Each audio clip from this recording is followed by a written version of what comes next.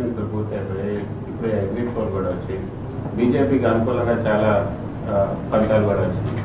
So BJP ఈసారి అధికారంలో రాబోతుంది. 27 ఏళ్ళ తర్వాత ఢిల్లీలో సో సంకీర్ణ ప్రభుత్వం.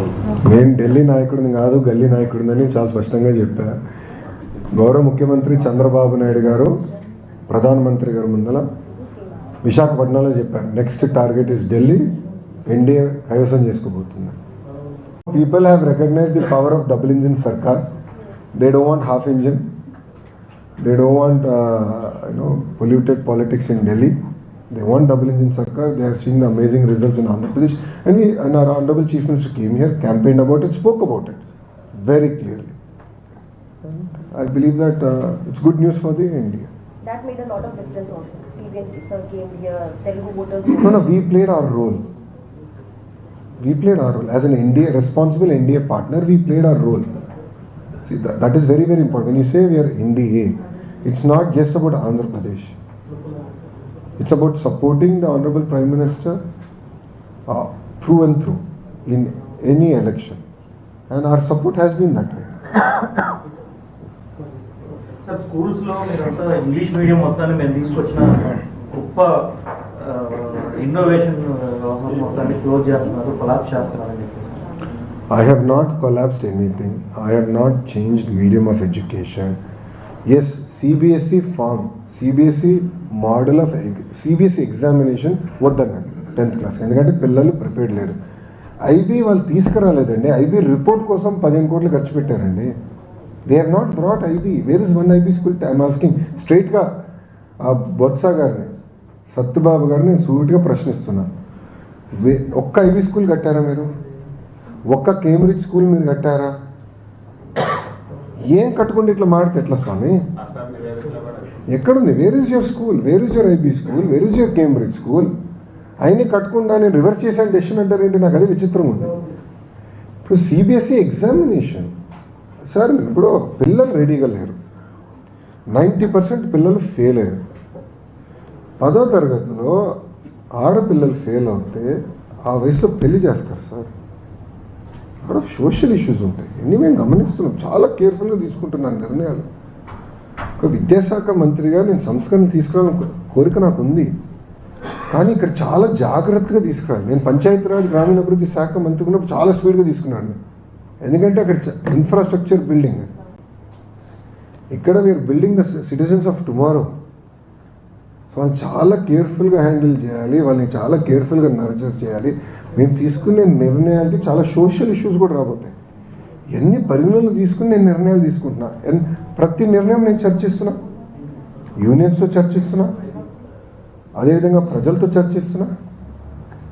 మేము సర్వేలు పెడుతున్నాం, ట్విట్టర్లో ప్రశ్నలు అడుగుతున్నా. After discussion I'm taking decisions.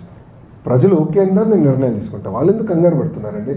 ఇప్పుడు ఇన్ని సంస్కరణలు తీసుకొచ్చారంటున్నారు. సూటిగా సత్యబాబు గారు నేను ప్రశ్నిస్తున్నాను, 13 లక్షల మంది పిల్లలు ఎట్లా తగ్గారో ఆయన సమాధానం చెప్పమనండి. 13 లక్షల మంది పిల్లలు తగ్గారండి.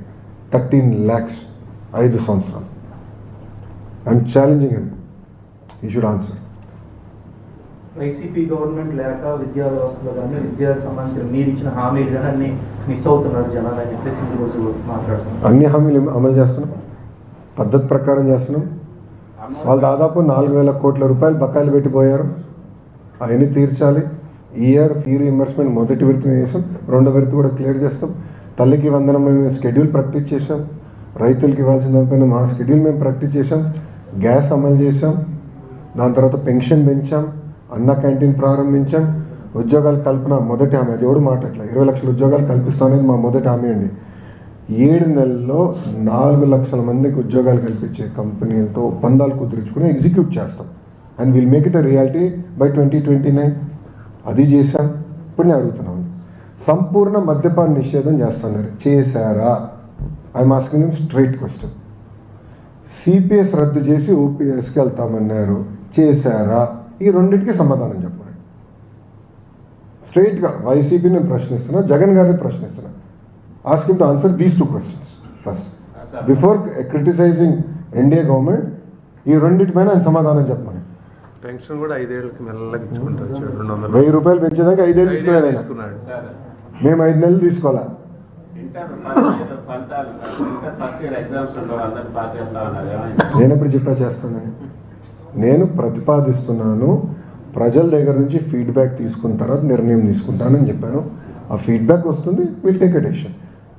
నేను ఏకపక్షంగా ఐఎమ్ నాట్ టేకింగ్ డెసిషన్స్.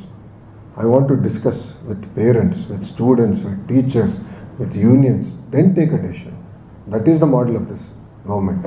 గత ప్రభుత్వాలాగా 144 సెక్షన్ చుట్టూ పెట్టుకుని పరదాలు కట్టుకుని తిరగాలని మాకు కోరిక లేదు స్వామి. 10th వరకు కూడా ప్రిపేర్డ్గా లేరంటున్నారు కదా మీరే పిల్లలు, వాళ్ళే కదా ప్లస్ వన్ కూడా ఒకసారి ప్రిపేర్ చేయాలి, అంటే వాళ్ళ జీవితం కోసం ప్రిపేర్ చేయాలి కదా స్వామి. If to prepare immediately as soon as election code, graduate election code అయిన వెంటనే we are going to release the notification. We are hoping to finish by July కల్లా అవుతుంది. మద్యపాన నిషేధం అమలు చేద్దాం, రేట్లు పెంచితే జనాలు ఎన్నబడి తాగారంట.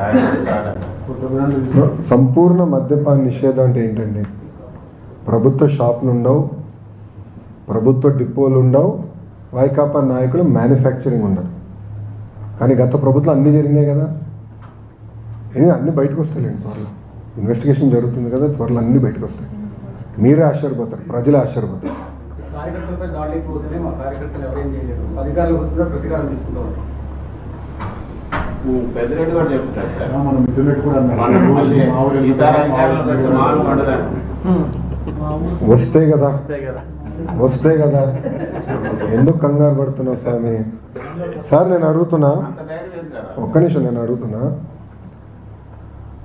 ఈరోజు పెద్దిరెడ్డి తిరుగుతున్నారు కదా స్వేచ్ఛతో, ఈరోజు జగన్మోహన్ రెడ్డి గారు తిరుగుతున్నారు కదా స్వేచ్ఛతో. Z+ సెక్యూరిటీ ఇచ్చి, బుల్లెట్ ప్రూఫ్ వాహనం ఇచ్చి, ముందల 2 ఎస్కాట్లు, వెనకాల 2 ఎస్కాట్లు పెట్టి పంపిస్తున్నాం కదా, పార్టీలు ఇస్తున్నాం కదా ఆయనకి. గతంలో ఏం చేశాడండి ఆయన? చంద్రబాబు నాయుడు గారు ఆత్మకూరుకి వెళ్ళాలంటే ఆ రోజు గేట్ బంధించాడు, గేటుకి తాడు కట్టేశాడు. పుంగునూరుకి వెళ్తే రాళ్ళు దాడి చేశారు. అన్నీ మర్చిపోయారా వాళ్ళు? రాళ్ళు దాడి మర్చిపోయారా? యాక్షన్ ఉంటుంది, వెరీ వెరీ. అంటే భయపడుతున్నారు స్వామి. లిక్కర్ అన్ని బయటకు వస్తాయి. ఎందుకు వరి అవుతున్నారు? అన్ని బయటకు వస్తాయి. 193 మందితో సెక్యూరిటీ ఇవ్వట్లేదని చెప్పండి. 193 మంది ఎవరు ఇస్తారండి? గవర్నమెంట్ ఆయనకి మాజీ ముఖ్యమంత్రి.